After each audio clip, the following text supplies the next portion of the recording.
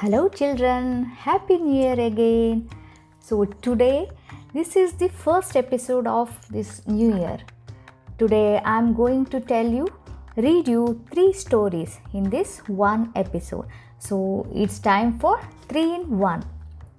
First story is about a fox.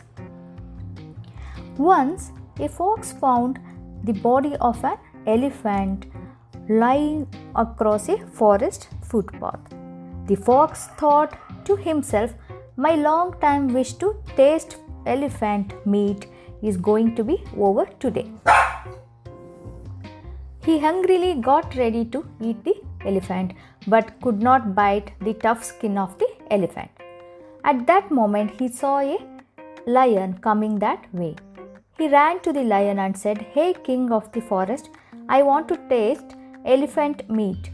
I have seen a dead elephant. Can you tear it open for me?" The lion replied, "I am terribly sorry for you, dear fox. I don't eat dead meat. Also, I don't eat leftover meat. And I don't eat kills of other animals," and left the place. Now, the fox had to wait for some other bigger animal to come that way. Soon, a tiger came that way. The need to taste elephant meat was very strong in the fox. He came with a plan. He ran to the tiger and humbly said, "Hey, mighty tiger, I have seen an elephant sleeping nearby. You alone can kill it now." The tiger wanted to show off that he was strong. He happily agreed and followed the fox. When they neared the elephant, the fox stealthily walked and whispered, "There lies the elephant. Go and kill it, mighty tiger." Not knowing that the elephant was already dead, the tiger attacked and ripped open the elephant. When the tiger was about to eat, the fox started shouting, "Lion, lion!" The tiger sprawled away from that place. The fox satisfied his long time wish. Children, did you see how clever is the fox? So, moral of the story is that cleverness can find a way in any situation. So, now the second story. Once in a forest, there lived a group of monkeys. They made their homes at the top of the trees. There were so many baby monkeys also. There was a river in that forest. It was summer season. The monkeys enjoyed taking bath in the river. They used to play in the evening and eat fruits from the trees. They lived together as a family in order to safeguard themselves from enemies and for rearing one another. It was autumn and the forest was rich with fruits fallen to the ground. The monkeys enjoyed lots of food. One day, a playful monkey came across deep red plums and mistook it for a piece of burning fire. He started collecting as many fire pieces as he could. Soon many of the monkeys joined in the task. "These fire pieces will keep us warm throughout the winter," they were saying to one another. A colorful parrot was watching the whole scene. She started feeling pity for the monkeys. From high up the tree, she called, "Hello, dear monkeys, I have been watching you for some time. Can I know what are you doing?"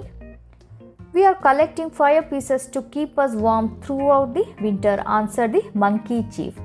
"Oh, I see. But these are not fire pieces. These are just fully ripened plum fruits. They will turn sour by winter," pitied the parrot. "Go away, parrot. We know these better." "We won't listen to you," said the monkey chief and chased the parrot away. Soon winter came and so did cold wind with snowfall. The monkeys went near the fire pieces, but there was only decayed blackish fruit remains. Only now did they realize what the parrot told. So, moral of this story is, free advice is rarely valued. Now, the third and final story, it is about rabbits. Elephants have the habit of roaming in families throughout the forest in search of food and water. They cover large areas in a single day. When they roam, they usually tread upon many small animals and kill them. So, when the smaller animals hear the trumpeting of the elephants, they run for their lives. Many times, rabbits get crushed under the heavy feet of the elephants and lose their lives and those of their loved ones. Even though the rabbits try hard, they could not outrun the elephants. But the elephants did not seem to even notice the death of the rabbits. The bereaved rabbits gathered together. They were filled with sorrow. They looked at one another, not knowing what to do.